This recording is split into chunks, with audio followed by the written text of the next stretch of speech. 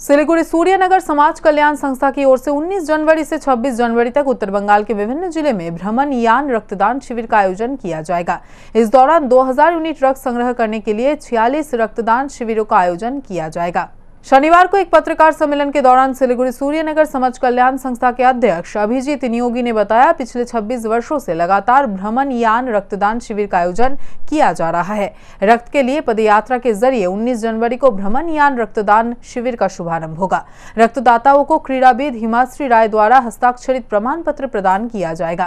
निरापद संचालन परिसेवा सुनिश्चित करते शिविरे रक्तदाने कोनो विकल्प नहीं। সুতরাং বর্তমান সময়ে এই উৎসব যথেষ্ট তাৎপর্যপূর্ণ এবং প্রাসঙ্গিক। 26তম উত্তরবঙ্গ ব্যাপী ভ্রাম্যমাণ স্বেচ্ছা রক্তদান উৎসবের প্রথম শিবির আগামী 19শে জানুয়ারি শুরু হচ্ছে এবং এর আনুষ্ঠানিক সূচনা আগামী 21শে জানুয়ারি রক্তের জন্য হাঁটুন শীর্ষক পদযাত্রার মাধ্যমে অনুষ্ঠিত হবে।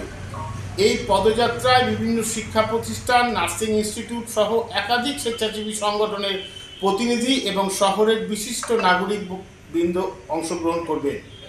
অংশগ্রহণকারীদের উৎসাহিত করতে প্রত্যেককে ইনস্টিটিউটকে স্মারক প্রদান ছাড়াও পদযাত্রার বিশেষ উপস্থাপনার নিরিখে প্রথম, দ্বিতীয় ও তৃতীয় হিসাবে বিশেষ পুরস্কার দেওয়া হবে।